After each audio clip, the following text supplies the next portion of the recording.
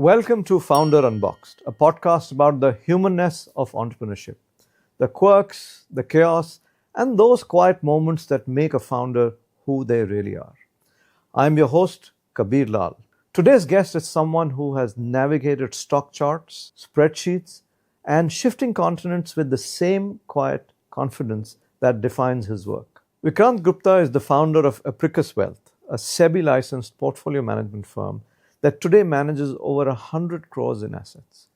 Before starting Apricus in 2021, Vikrant spent about a decade in Australia, managing upwards of a few $1 billion, advising institutional clients on how to allocate capital with precision and purpose. But this isn't just about numbers.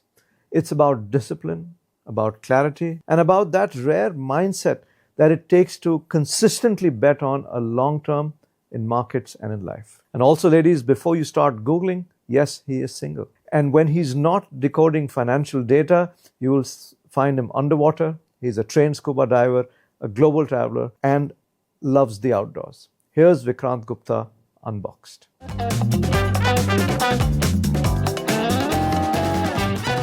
Welcome, Vikrant. Thanks, Kabeer. Hope you're doing well today. Very good, thank you. A little nervous, but yes, very good. Okay, we're going to have fun. Okay, I'll look forward. Perfect. So tell me about what kind of a kid were you? Were you naturally disciplined or were you kind of a risk taker?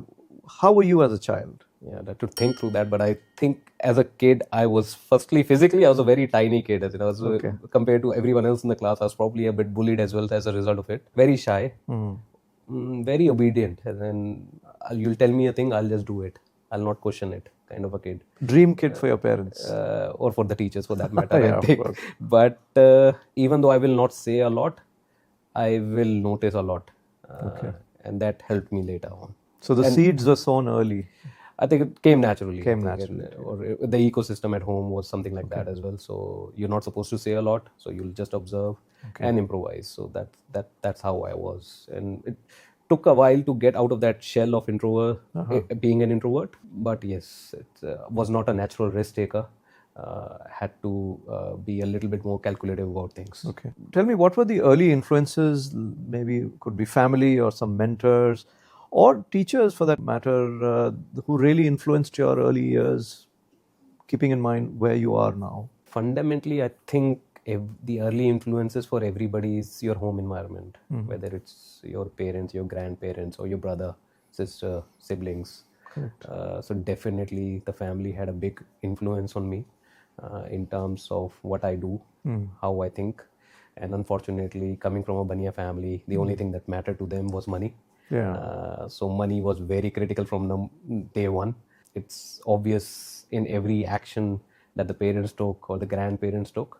But if I had to look externally, I think the early influence came from a cricketer that you may have heard of, Sachin Tendulkar. Yes, of course. And it wasn't about batting or how he batted. It was probably more about his humility. Despite him being so successful, he was very grounded and always focused on his game.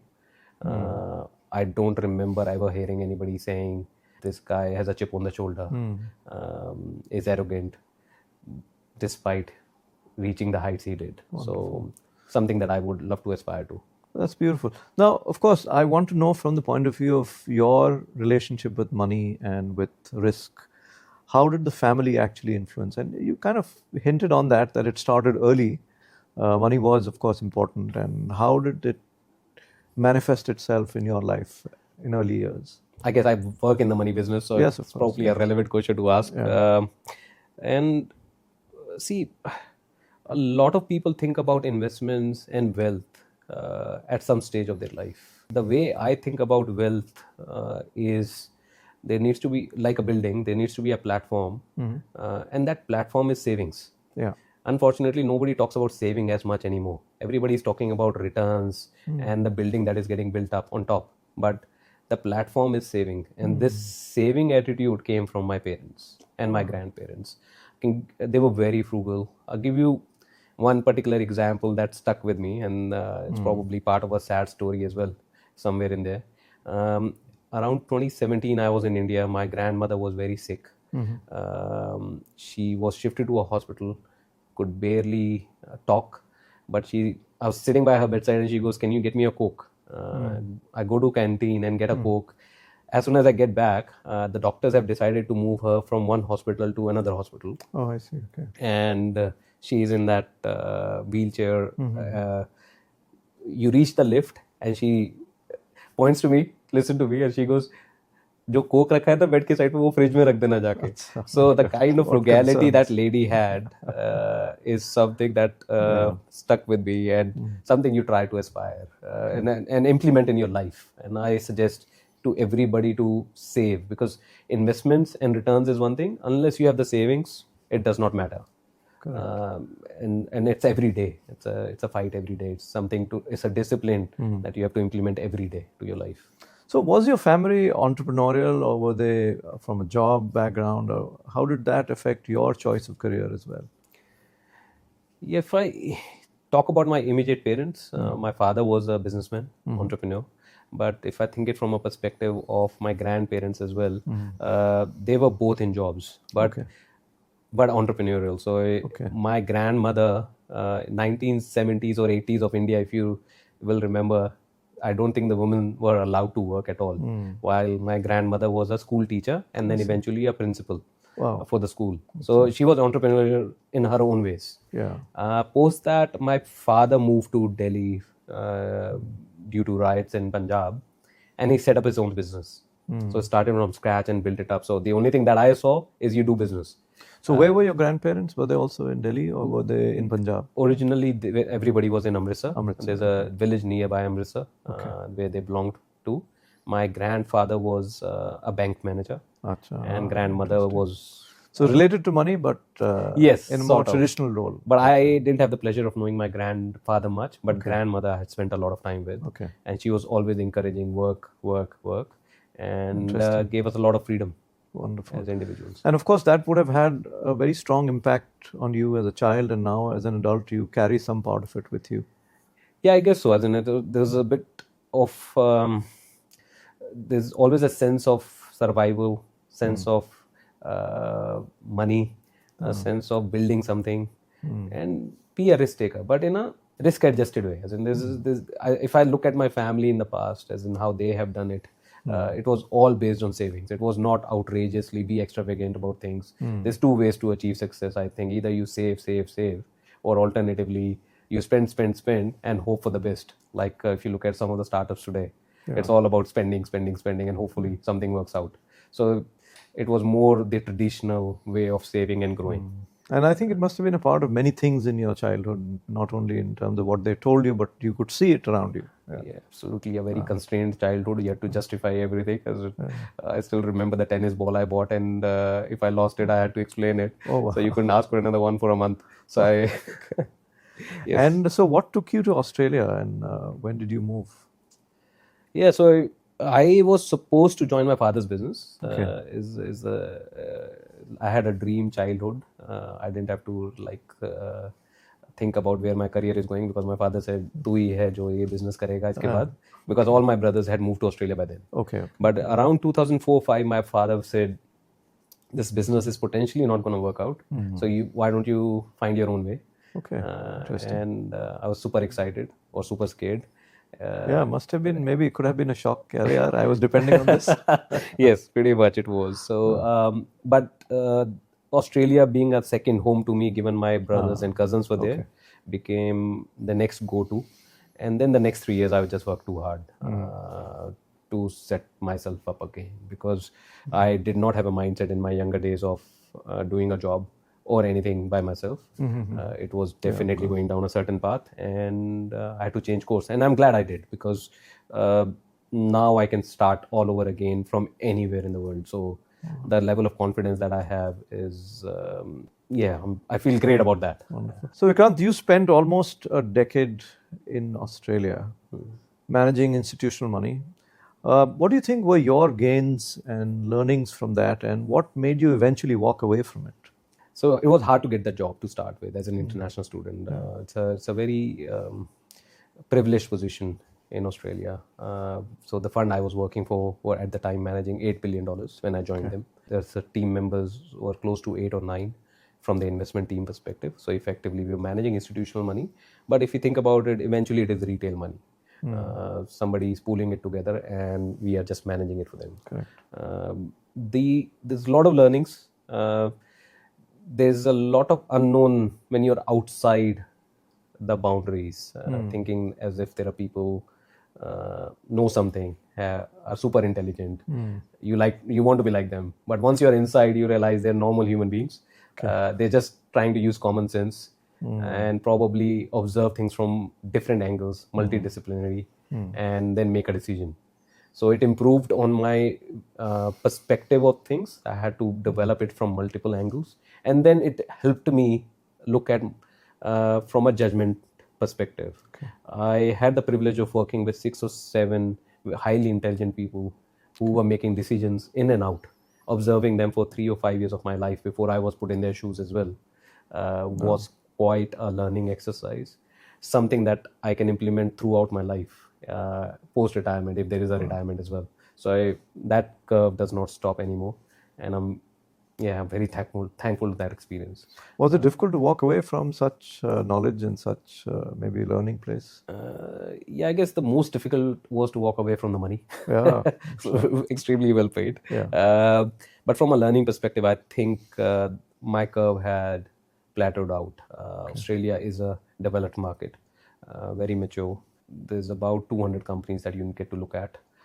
And that's probably what led me to India, because I had a desire for a new challenge, a new market, something new to learn, and that just was a natural way for me to come to India.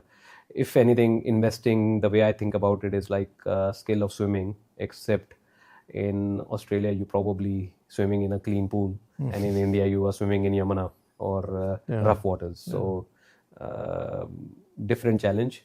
But the skill set remains the same. Core skill is the same. Yeah, core skill remains the same. But was there a mind shift change when you moved from managing such large volume of money and working for someone or a company to now starting your own company and managing savings and investments of people who are trusting you directly with it?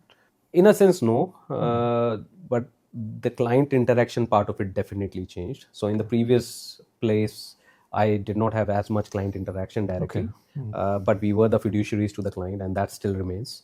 The principles, in fact, of the things that I learned over there: do the right thing, be honest. At least nobody knows the future. True. Just be open and transparent about it. Don't do anything that is detrimental to the client in the long term.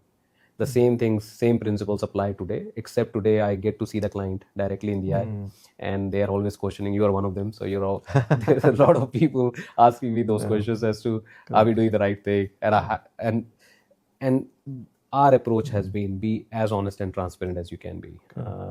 That stays, and we try to help them out as to the best we can in the unknown and the uncertain world that we live in. Previously, I didn't have to face them, so I think there was a little bit of a relief to some extent. I guess you have a faceless client there, and now you are in touch with clients directly. Correct. So was there a moment of doubt or a turning point that when you came back to India? How do you weigh that decision? Was it the right decision for you? Is there ever a doubt? Yeah, there's always a doubt. I think it's applicable to every business owner. The doubt never ends. But perhaps if you ask me in 5 years' time, I'll be able to answer that question better depending on the outcome. Hindsight is 20/20. So as it stands and as it stood when I moved to India in 21, this was the decision that I had to make in a point in time, and I'm pretty happy with the decision that I've made. Personally, I'm super happy. It is something that I wanted from a learning perspective. The only doubt perhaps that creeps in is from a financial perspective. There's a massive opportunity cost of moving back to India. Of course. Now that's a variable that is unknown, and something that I might find out in 5 years. But from a personal growth perspective, from a development perspective, it's no doubt has been the right decision. Absolutely. Now, of course, are there any things, you are a part of a very large industry and a very old industry, of course. Are there certain things you believe about investing which are different or contrary to what the industry believes or the major players believe in the industry? Interesting question, because you have to think it from different perspectives. Now, this question could be framed in terms of what do I think differently from my peers, or how do I think differently from my clients? How does people think about their money management? So, if I break it down into two categories only, which is clients and peers, from a client perspective, one thing that I noticed when I moved back to India is, because I'm a stock market investor and a financial market investor, everybody wants to double their money quickly. So there is this including me, expectation that I'll invest in the stock market and my money will be 3x, 5x in 6 months, 12 months.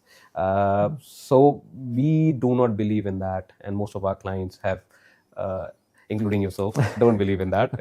Jokes apart, is we believe that money making is a slow process.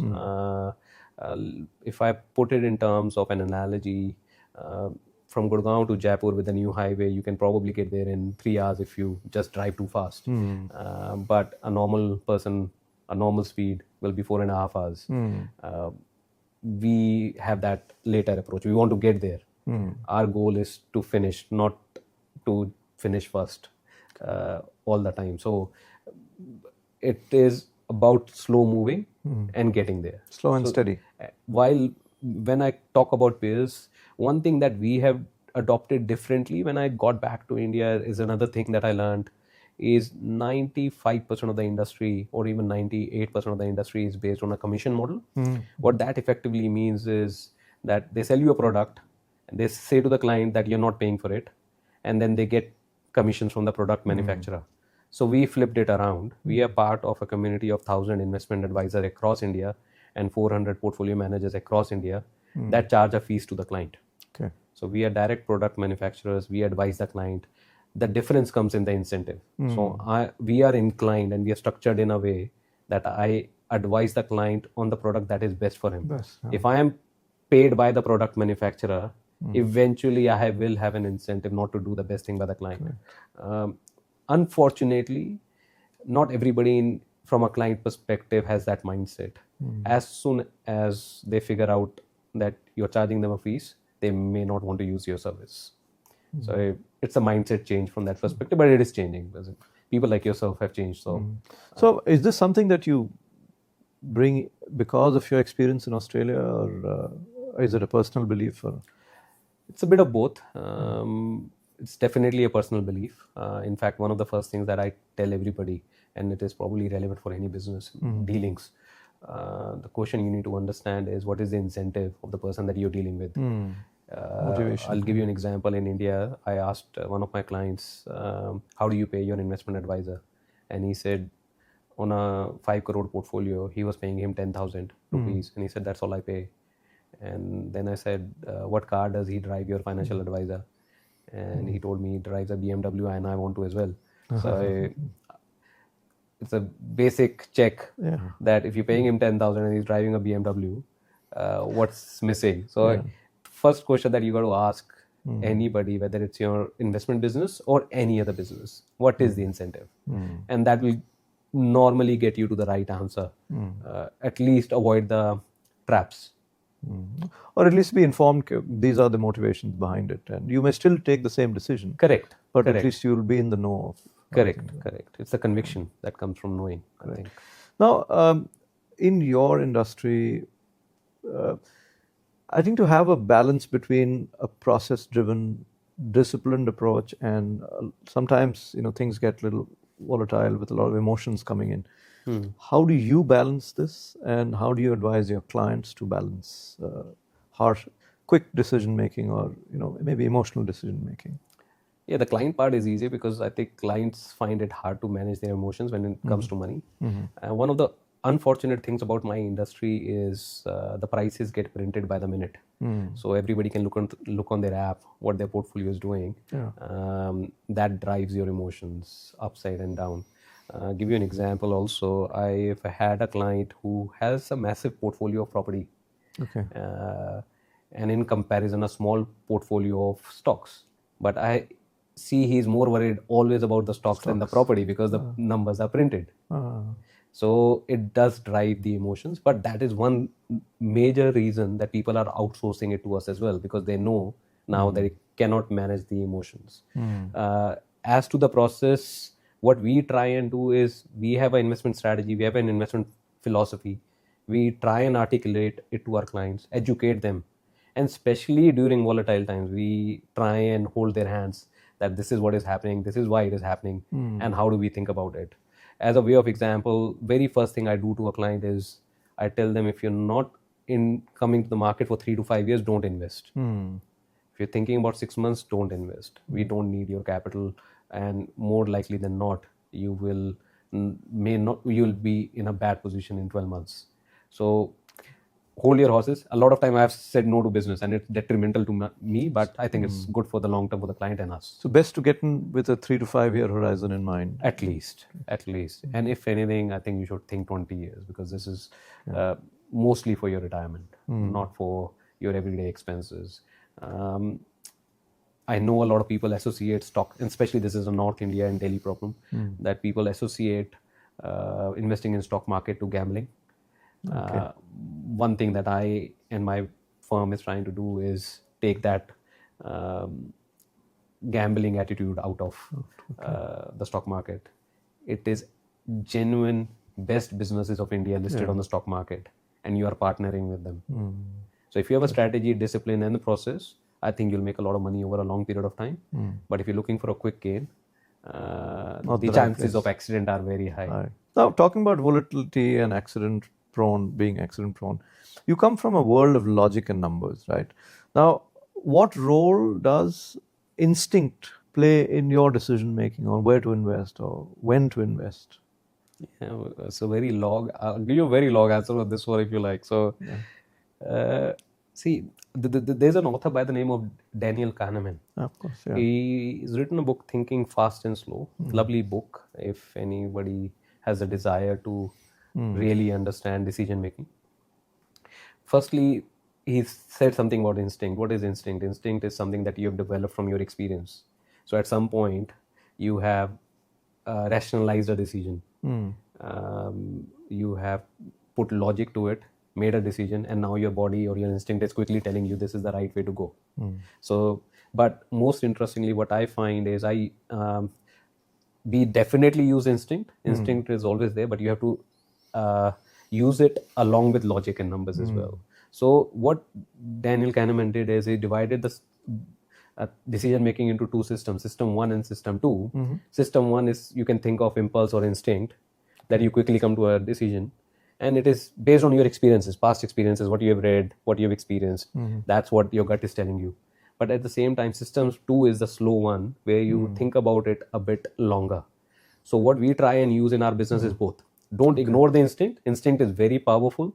Most of our decisions where the system 1 and system 2 are aligning are the best ones. That's the right But one.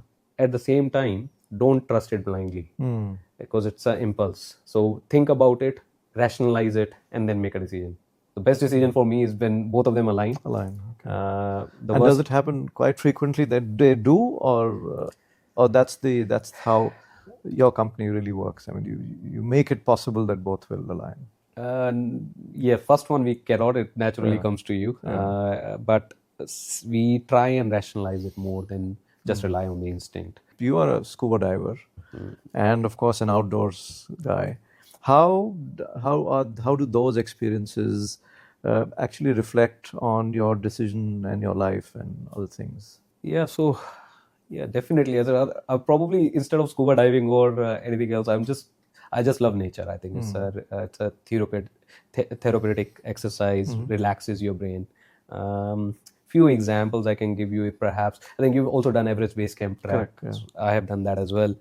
And I think when you go there, I don't know what your experience was like, but for me, it tells you how small you are in front of the nature, as in the scale of it is phenomenal. Absolutely. And the lesson it is for me is around humility again, and ego.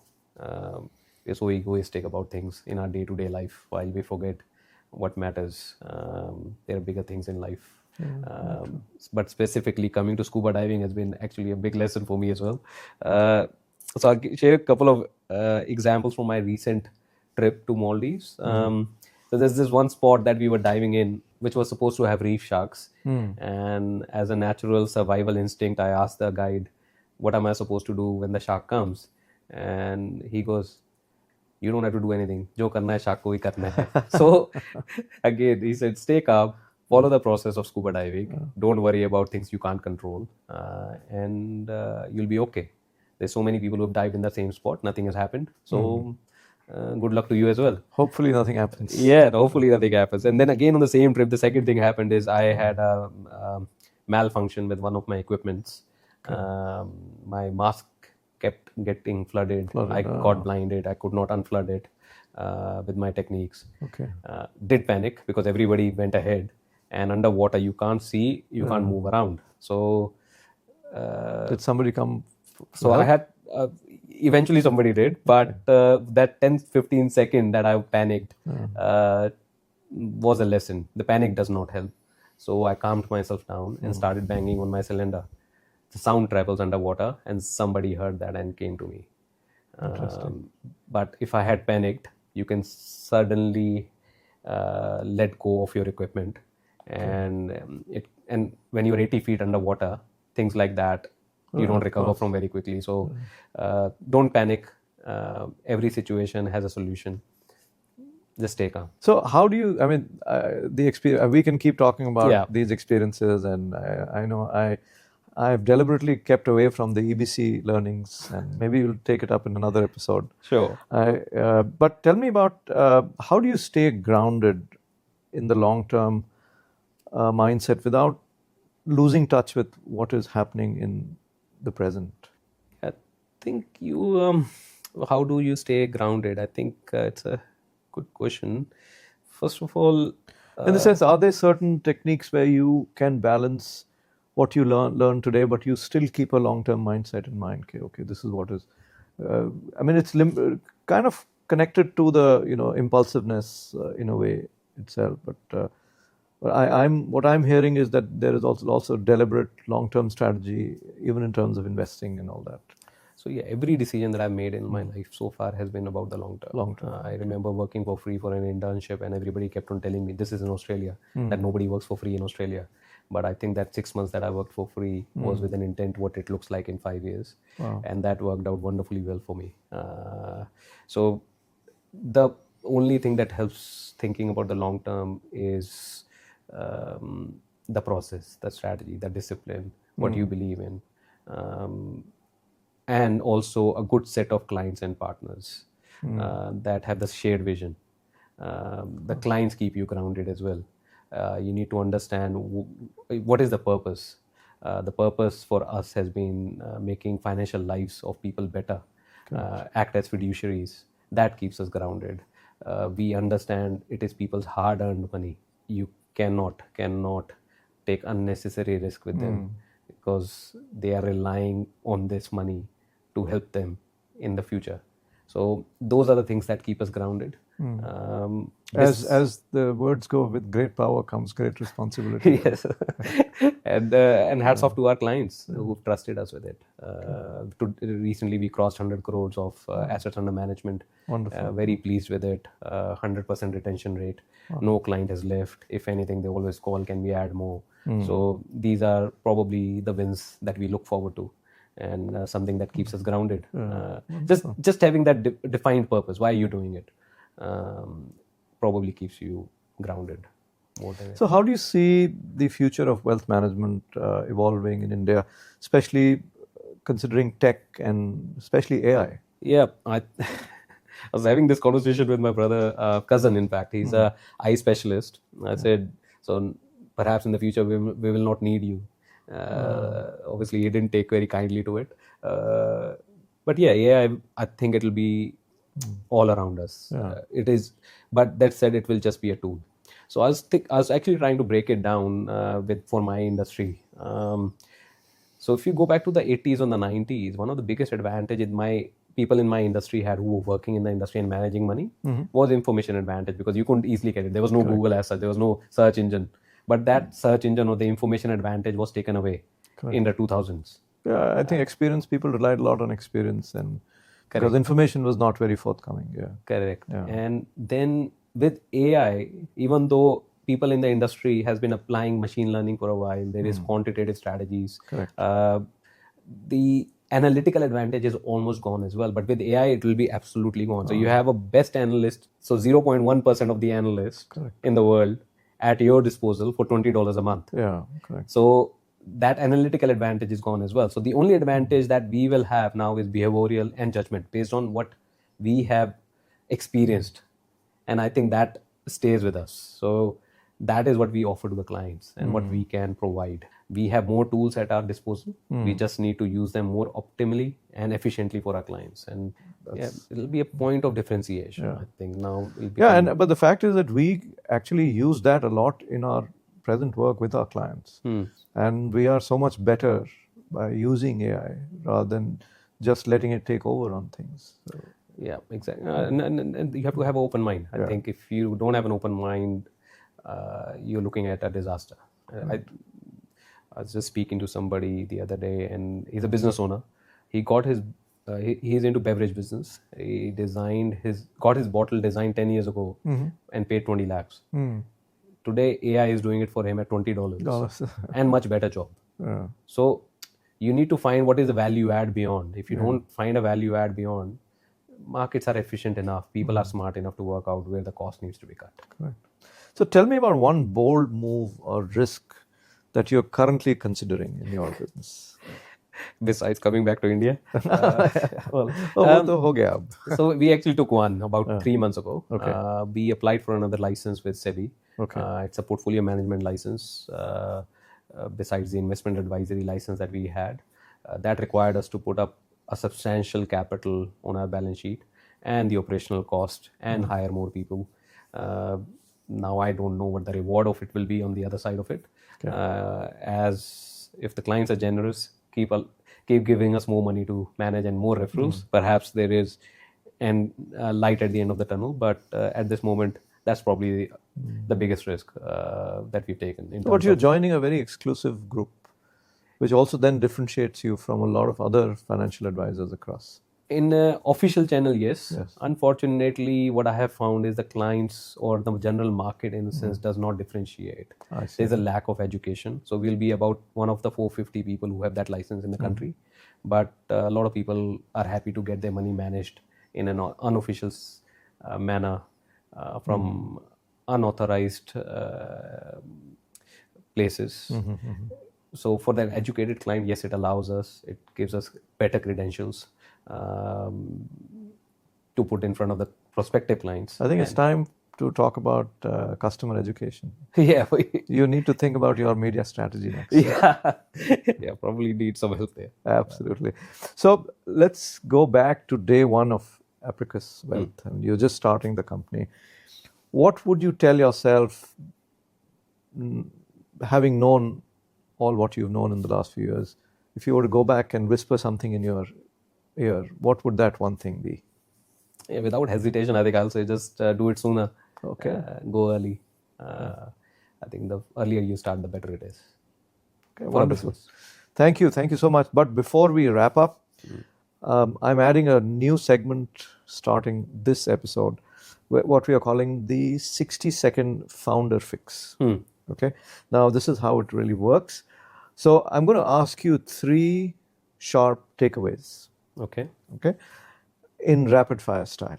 1 business hack that you swear by. 1 personal productivity hack that you use. And 1 mindset shift that has changed everything to you. But all in 60 seconds. Your time starts now. Business hack, just outsource everything that is non-core, not allowing you to grow your top line. Personal hack, which I was doing it this morning before coming for this, is do a meditation every time you are stressed or have some kind of nervousness. Or going into a stressful situation. Yeah, it took away 5 seconds. And my third one, I think, sorry, what was the third one? Is 1 mindset shift that has changed everything for you. So mindset shift for me was, and this is specific to small business owner and new startups, think in terms of possibilities, not probabilities. What I mean by that is when Edmund Hillary went to Everest, when there was 0% probability of success, 100 people died before him. But he thought in terms of possibilities. So a small business has a very low probability of survival. So stop thinking about probabilities, only think about possibilities, and that will take you through.